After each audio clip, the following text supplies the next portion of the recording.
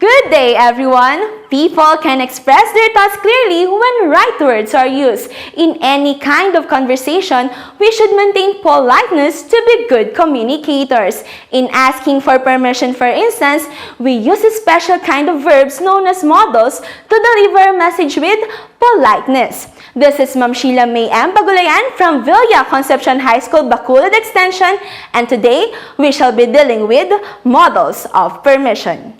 At the end of this lesson, you are expected to express permission using modals, identify the proper use of modals of permission in the sentences, and analyze the use of modals in sentences using the literary text as guide. Before we start, get your module, grab your pen and notebook, go to a comfortable place, and prepare yourself to listen to the lesson for today. I hope you are now ready for the lesson. Whenever we ask or give permission, we find these three words. We use the words can, may, and could. These three words are known as modals. For us to be enlightened on how these are used in conversational situations, let's check how people converse in the poem Ballad of Birmingham by Dudley Randall. Dudley Randall was born on January 14, 1914. He was an African-American poet and a poetry publisher from Michigan. Randall's own writings often explored racial and historical themes. Randall's poetry is characterized by simplicity and realism, which made his writings original, unique, and memorable. Randall's most famous poem is the Ballad of Birmingham, which was written in response to the 1960 bombing of the 16th Street Baptist Church in Birmingham, Alabama, in which 4 girls were killed. As we go to the poem, we'll discover the love of a mother to her daughter and how it was changed in the most unexpected way possible. After reading the poem, let's check if you understood it by answering the following questions. What did the daughter ask her mom? Did her mom permit her to go? Why? Instead of joining the march, where did her mother ask her daughter to go? Do you think the mother did the right decision? Why or why not? Let's now read the poem with the help of the audio recording by Judson Green. Ballad of Birmingham by Dudley Randall. On the bombing of a church in Birmingham, Alabama, 1963. Mother dear, may I go downtown instead of out to play and march the streets of Birmingham in a freedom march today? No, baby, no, you may not go, for the dogs are fierce and wild, and clubs and hoses, guns and jails aren't good for a little child. But mother, I won't be alone. Other children will go with me and march the streets of Birmingham to make our country free. No, baby, no, you may not go, for I fear those guns will fire. But you may go to church instead and sing in the children's choir. She has combed and brushed her night dark hair, and bathed rose petals sweet, and drawn white gloves on her small brown hands, and white shoes on her feet. The mother smiled to know that her child was in the sacred place. But that smile was the last smile to come upon her face. For when she heard the explosion, her eyes grew wet and wild. She raced through the streets of Birmingham, calling for her child. She clawed through bits of glass and brick, then lifted out a shoe.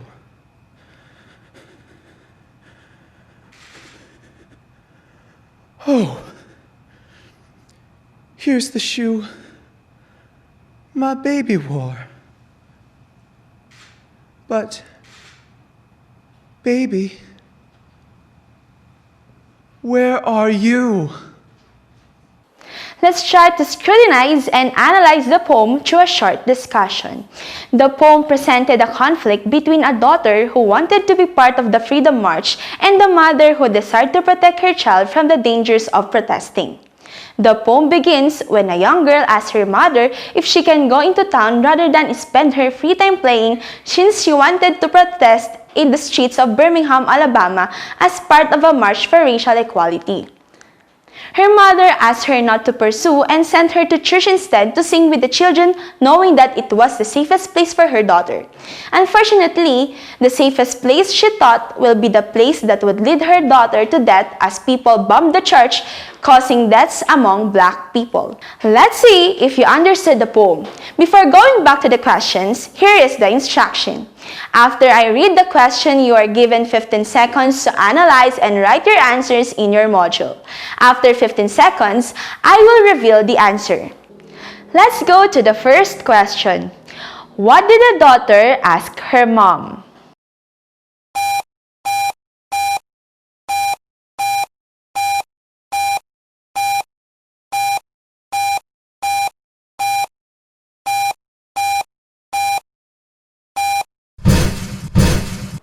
She asked to go downtown to march the streets of the Birmingham in the Freedom March. Take note, the Freedom March is very important since it would help Black people achieve true freedom and racial equality in the United States. So the daughter really wanted to attend that kind of activism. Did her mom permit her to go? Why?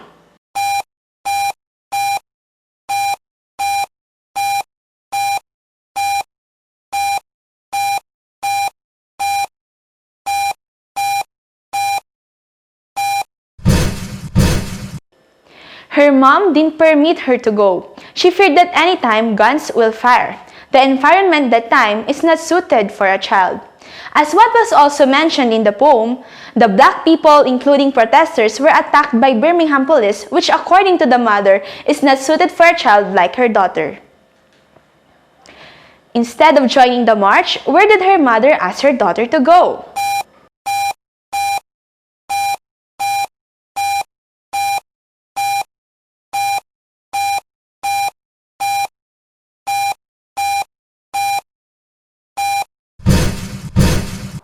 She asked her daughter to go to the church and sing in the children's choir. Take note, church is the safest place for the child at that time, so she asked her daughter to go to church and sing with the children there. Do you think the mother did the right decision? Why or why not?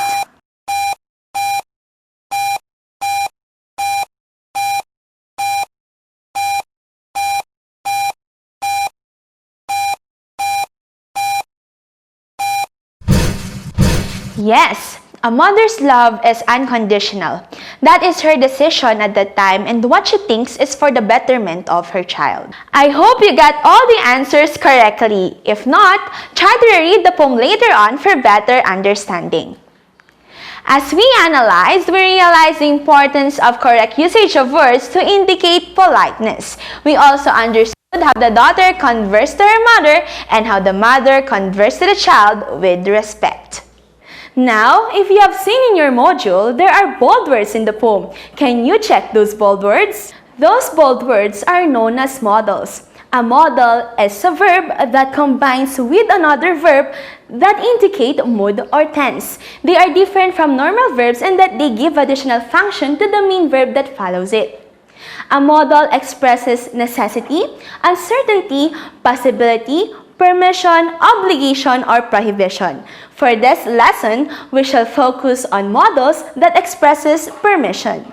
Now, I have here an excerpt from the poem. Mother dear, may I go downtown instead of out to play and march the streets of Birmingham in a freedom march today? In the poem, the child asks her mother if she may go downtown. At this particular example, the modal may is used to ask for permission. In the rules of the English language, the modal may is used for asking permission formally. It also shows politeness in making requests. Let's have here examples. Mom, may I go to the toilet? Mr. President, may I ask a question? The first statement, "Mom, may I go to the toilet?" is a statement of a student asking her teacher to go out of the classroom, which should be directed formally as a sign of respect.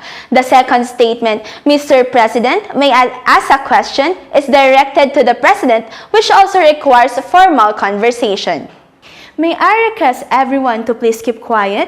This is a statement of a person to keep the crowd silent in an event. May I clarify the point, Mr. Speaker? This is a statement of a person in a meeting asking permission to clarify his point. These are formal situations that require the use of modal may in asking for permission. Remember, may is used for formal and polite conversations. On the other hand, may is also used in giving permission formally. You may start your work tomorrow. This is a statement of a boss talking formally to a newly hired employee. We may now formally start the program.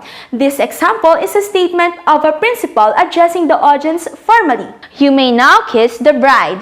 This is a statement of a priest in a wedding, which is a formal occasion. Always remember, may is used in giving and asking for permission for formal conversation and situation.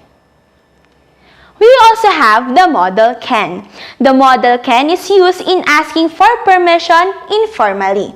What do we mean when we say informal? You use informal conversation when you are talking to your family or your friends.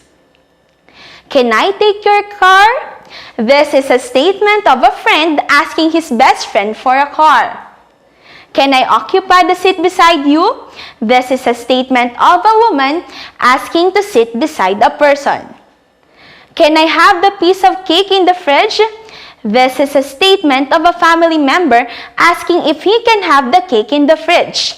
Remember, can is used for asking permission informally. Moreover, can is also used in giving permission in an informal manner.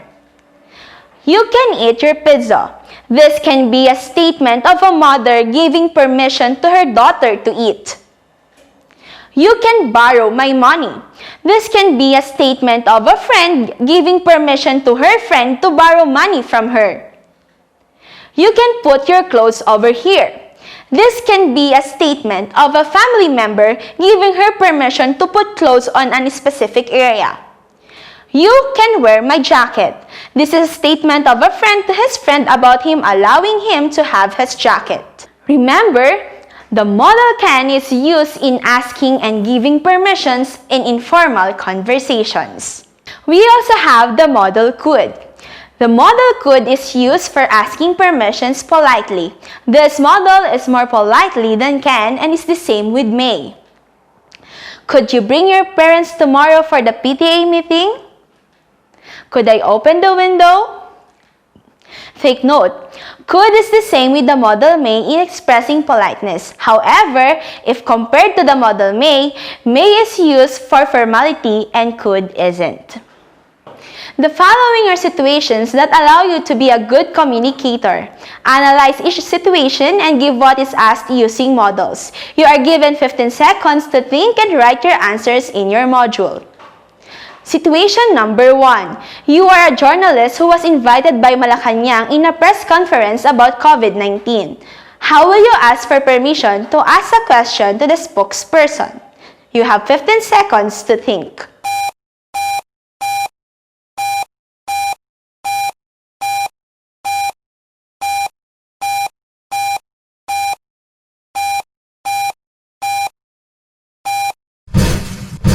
Here is the answer. May I ask a question, Mr. Spokesperson?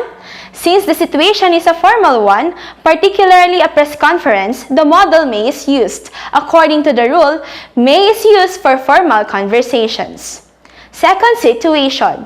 You are an ordinary citizen who went to the barangay captain to ask for relief goods. How will you ask for relief goods with politeness? You have 15 seconds to think.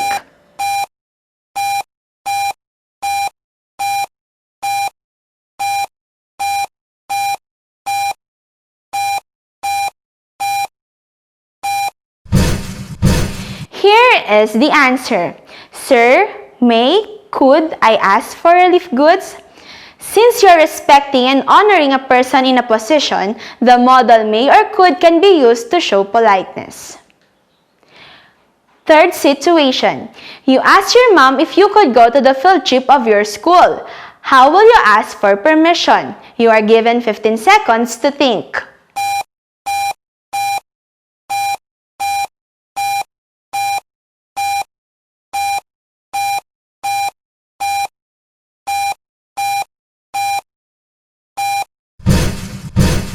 Here is the answer. Can I go to the field trip, Mom? Since the sentence does not require formal talking, can is used. As what was mentioned, can is used for informal situations which involve talking with your friends or family members. Fourth situation, your friend asks you if she could go to your house and review together for the incoming test. Write a statement that permits her to come. You have 15 seconds to think.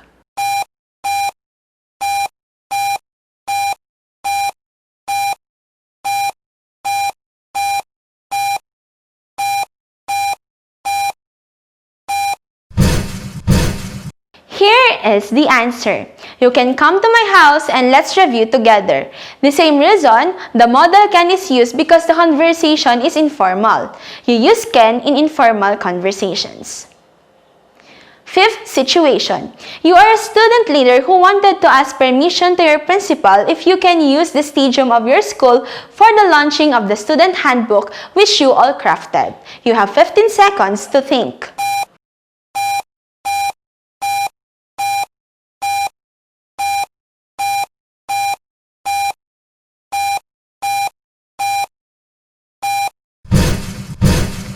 Here is the answer. May we use the stadium for the launching of the student handbook, sir? The situation requires you to express politeness to the one you are talking to. Also, asking for the use of the stadium requires formal talking to the principal. Very good! You really understood the lesson. If you still have trouble understanding your lesson, you can review it later on. We are about to finish. Here is your final activity. The coronavirus public health crisis has exposed a long-standing problem past administrations overlooked or ignored: the severe congestion and overcrowding in what is now Mega Manila. And presidential confidant / Senator Christopher Bongo is putting the issue at the forefront of government's agenda with a well-received Balik Probinsya proposal that he vows to aggressively push going forward. PTV senior correspondent Eunice Samonte has more. Wala kami mapagkakitaan. Galing kami sa Marawi, Ground Zero. Pumunta kami dito para maghanap buhay. Lalo rin wala. Farida Gumama is from Marawi City. After their town turned to Ground Zero, she was left with no choice but to explore job opportunities in Metro Manila. But with the community quarantine and the challenges of not being at home during this pandemic make her want to come home to her family. Yung mga anak namin na nagugutom, hindi lang mga bata, pati kami, anong gagawin namin? Farida is not alone with this feeling of wanting to go back to the province. Along with her is another risk-taker, Armia from Davao City. Kasi may mga anak po kaming maliliit sa probinsya na iwan namin. Hindi po namin sukat akalain na dito kami may stranding. Nahihirapan na po kami dito at pati mga pamilya namin sa Mindanao. Gustong-gusto na po namin umuwi, especially. Gustong-gusto na po namin umuwi. They are just some of the targets of the Balik Probinsya program initiated by Senator Christopher Bongo for people wanting to go back to their respective provinces after the lifting of the enhanced community quarantine. Nakikita naman natin na naging masamang epekto at hirap dulot ng sobrang pagsikip ng mga tao at pamamahay. Katulad sa Metro Manila, mas mabilis kumalat ang sakit at mas nahihirapan ang ating national government at ang mga local government units na alagaan ang lahat ng apektado ng krisis na kinakaharap natin. The legislator mentioned that this will not only decongest Metro Manila, but will also encourage business people to invest and develop the provinces. Maganda yan bong. Go home to the province. They have the means of going back there. Meanwhile, Department of Trade and Industry expressed its support to the starting small-medium enterprises in the provinces by giving them the capital to start up. So more incentives. Actually sa ngayon, we can give more incentives papuntang probinsya kesa sa incentives na maglo-locate sa Metro Manila. Eunice Samonte for The Nation. If you are done, pass it to your English teacher. That is how we end our lesson for today. Remember, communication works for those who really work at it. As you express yourself the next time, be sure that you apply correct models in order for you to express yourself clearly as you maintain politeness in your message. If you have questions, contact your teacher to clarify the topic. Again, this is Ma'am Sheila. Keep safe and goodbye, everyone.